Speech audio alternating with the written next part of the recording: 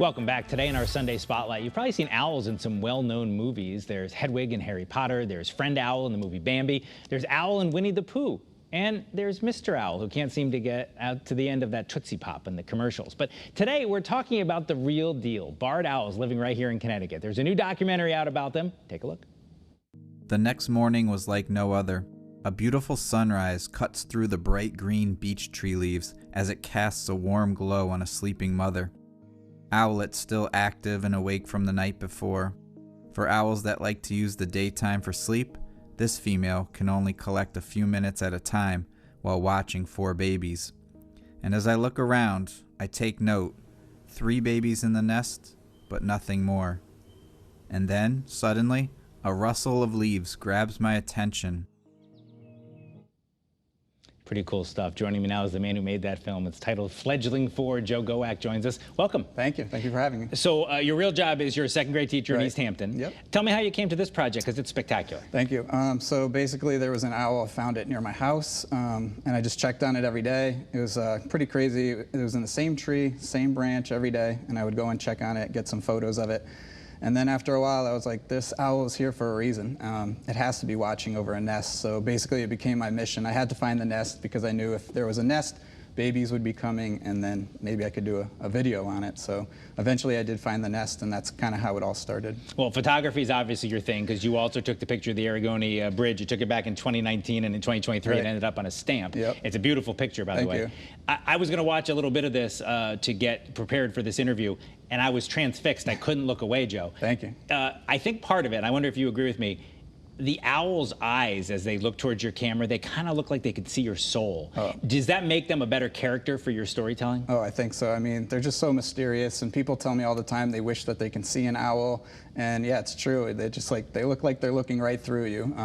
They're just amazing animals, amazing birds to, for photography and to and just to watch. So yeah, I definitely agree with you. Yeah. So you find the nest and the fledglings, and you documented them every day for 100 days? 100 straight days, yep. I went out mostly at night because they'd be a little bit more active in the evening time, but it got to the point where I didn't want to miss anything, so I would actually wake up an hour early before school. At 5 a.m., I'd be there by 5:30, try to get in at least 45 minutes, just because I didn't know if there's going to be something that happened that was important that I was going to miss while I was at school. So yeah, it was a lot of work. Sometimes 2 times a day I would go for 100 straight days. Yeah. Now, we showed a little clip at the beginning. You have another clip here. Tell us what we're going to see. So in this clip, this was when the first fledgling is attempting to get out of the nest. And a lot of people tell me this was one of the most dramatic scenes in the documentary. So this is the first fledgling trying to get out of the nest. All right, let's take a look.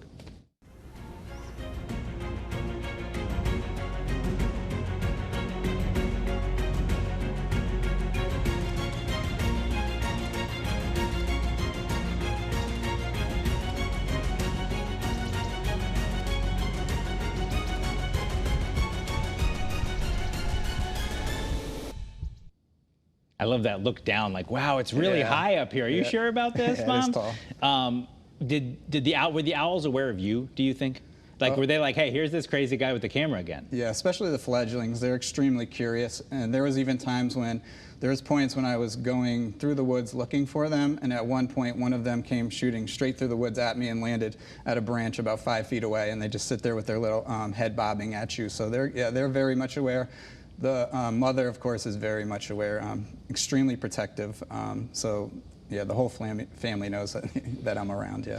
Tell me about your goal with this. Who do you hope will watch it? It's up to 6,000 views just about on YouTube. You said you'd put it out there if you got 100 likes. You got now 6,000 views, Joe. So who do you hope watches this thing? Well, I think when I first made it, of course, it was for people who are into wildlife and nature, but I've been getting a lot of people telling me it's been great for kids. They sat with their kids and watched it with their family, so I think it's a great family show, too.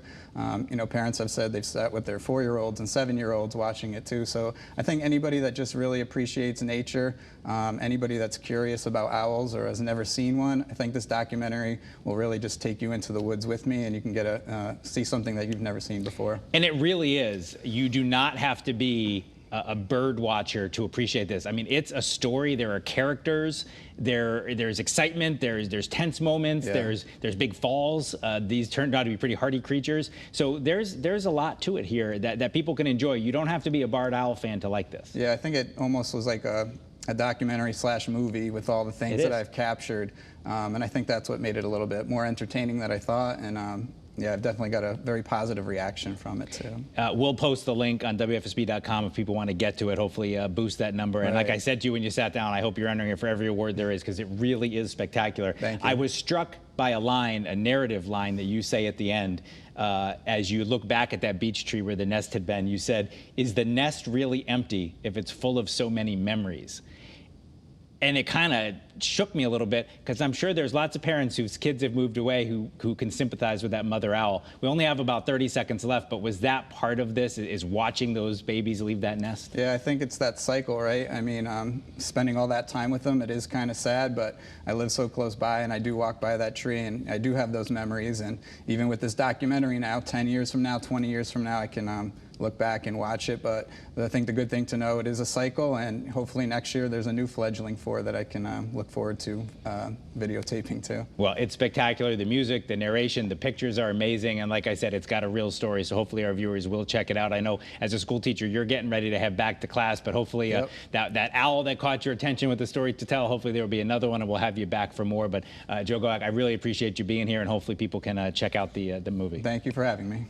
And that is CT24 for this week. Of course, CBS Sunday Morning is coming up next. Have a great rest of your weekend. Maybe take some time to go on YouTube. You can watch Joe's movie. It's really great. You should watch it. We'll, of course, meet you back here with another episode of CT24. It's coming up right here from Studio A next Sunday morning. Have a great day.